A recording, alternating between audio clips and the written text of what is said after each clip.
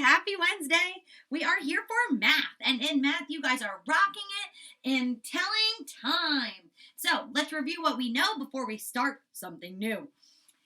When we are telling time, we are practicing on using analog clocks, which means a clock that has two moving hands, right? This is an example of an analog clock.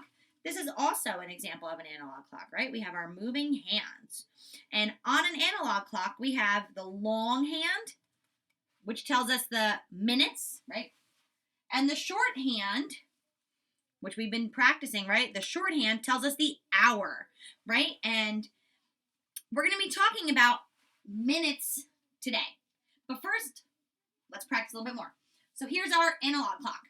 Our digital clock, this first spot is reserved for the hour, right? So what the shorthand tells us is the hour. That's what this spot is first, right? First we read the hour, then we read the minutes, right? These two dots separate the hour and the minutes. We've been practicing o'clock, which means it's the very beginning of each hour. Now it's the very beginning, it means the minutes are at 00. And why that's important is because I'm going to use my big one. As it starts, right, if this is the beginning or if this is 5 o'clock, my minute hand is going to keep going. And the hour hand is still in the 5 o'clock spot, right?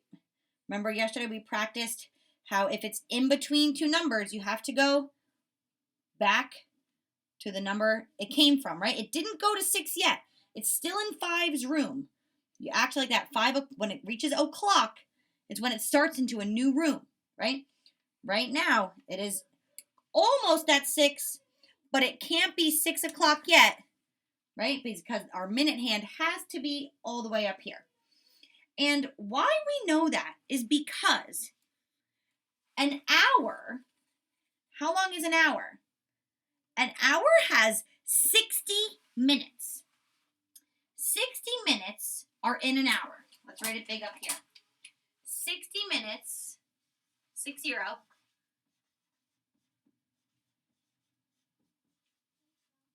are in an hour. Okay? And the way I want you to remember that is like when we're doing place value, right? If here's my number 290, let's do an easier number. If my number is 139, right? 3-digit number. If I had one more 1, right? If I had a 9 to this 1, then that 9 becomes what? A group of 10. That's right. So that means I have one more 10. This becomes a 0. And now my next number has changed. So the same way. So every time the minutes get to 60, it doesn't go to 61 minutes on a clock. It goes back to 0, and the hour changes, right? So think of all your different math tools that you have. Once the hour is full, right? Once we get to 60 minutes, it goes back to 0, right? So you'll never see 60 in the minute spot. You'll see 59, and then after 59, it goes back to 00, because then it's a new hour. So we know there are 60 minutes in an hour. And if you look at your clock that you have at home, right, that you practice with, you'll see that at the top it goes 00. But right here you see 55. And if you count up 55, count the lines, 56, 57, 58, 59, and it goes to 00 because you will not see 60 minutes on a clock. It will go back to 00 and the hour changes. But what were we talking about yesterday? We noticed that a clock has equal shares, right? There's an equal share for each hour.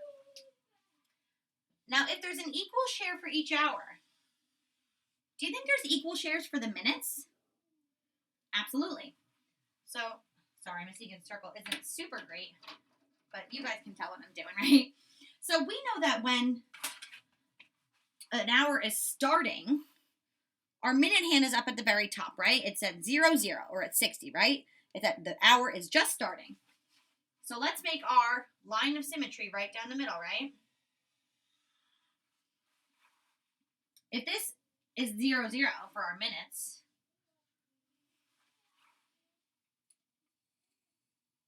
then this down here, if that minute hand travels this whole way, it has traveled half of the circle, right? I took this circle and I made it into 2 equal shares. Here's one share. Here's the other share, right? That minute hand has just traveled from there to there. It has just traveled half of the hour. And that's exactly what we call it. Has anyone ever told you it's, and we're going somewhere in an hour and a half, right? Or it's half past the hour, right? So that's what they mean. They mean it's that the minutes have gone half. Now, if there are 60 minutes in an hour, what's half of 60? That's kind of tricky. Well, let's count it. There we go. 0, right? 10,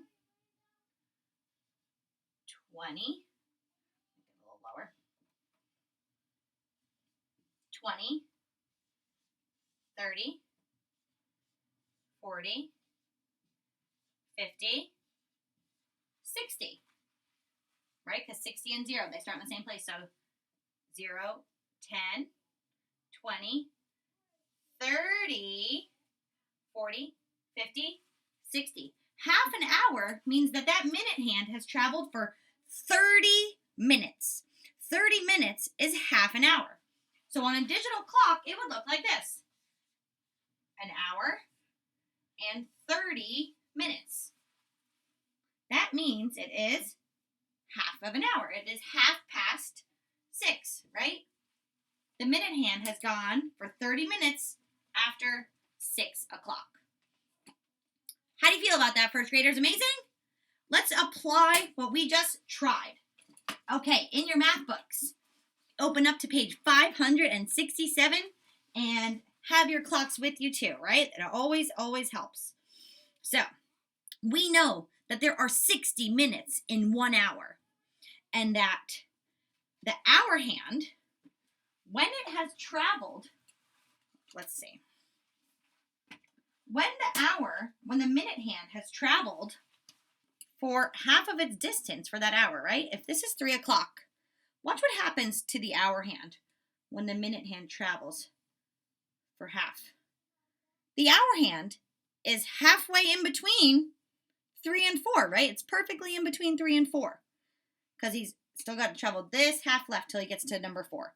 So that hour hand is in between 3 and 4, still in 3's room, but he's moving along, right? And we know down here means it is 3:30. And you'll see down here, it says 30 to help us out, right? That means it's pointing to 30 minutes. So the hour hand is halfway between 3 and 4. And the minute hand is on 6, which means it has gone for 30 minutes, right? Down here. We're going to practice more with minutes, but if you can tell, on this clock too, right? You'll see it helps you, just like I have here. 10, 20, 30, 40, 50. Our clocks actually count by 5s, right? So for each one, we go 5, 10, 15, 20, 25, 30, 35, 40, 45, 50, 55, 60, or back to 0. Now, we don't need to do that today, right? For today, all we need to do is half. But I want you guys to recognize and see that for each hour number, there is an associated minute number, which we're going to practice more, but I want you to recognize that that's why that 30 is there, right? It lets you know how many minutes are associated with that number, because not all clocks, right? If you have an analog clock at home, you might not see those minute numbers, but you will see the hour numbers. And for today, we are practicing half. So when that long minute hand has traveled half, right? Imagine it's split down to half. It has traveled for half of an hour, which is 30 minutes. Okay. In our book, on that page, 567, it's showing us a clock that looks like this. The hour hand is in between the 1 and 2. And the minute hand is on the 6, which means it is 1:30, right? Or 1 hour and 30 minutes. Or they gave us the written word, right? 1:30. Because there are so many different ways to write numbers, right? Okay. Number 2 is showing us a digital clock. It's showing us 11:30. Let's practice it on here. If it's 11:30, I want my hour hand in between 11 and 12 and my minute hand down here. That reads like this. 11:30. And if you guys know, you can write on these with your dry erase markers. You just have to clean them, okay? 11:30. Or 30 minutes after 11, right? If this is 11, look to my big clock. If this is 11 o'clock, right? My minute hand is going 5, 10, 15, 20, 25, 30. It is 30 minutes after 11. 11:30 or 30 minutes after 11. Okay, now the last one is showing us our hour hand in between 4 and 5 and our minute hand down here. So let's start with our o'clock. That's what we know, right? That's 4 o'clock. 5, 10, 15, 20, 25, 30. This minute hand has traveled half past 4 o'clock, right? The hour is half done. It is half past 4 o'clock. It started at 4, right? That hour hand started at 4, and now it has traveled half of the minutes past 4 o'clock. So they're asking you all these different ways to write it, right? With analog clocks, with digital clocks, or with written word. But if you just think about all the different ways that we were writing our tens frames with expanded form, there are so many different ways to write and read numbers. And that's why it's asking us to practice that way. So do the next 2 pages in your math book, and then there's a fun activity for you guys to do on Seesaw. If you have any questions, have Mom and Dad ask. All right? Bye, guys.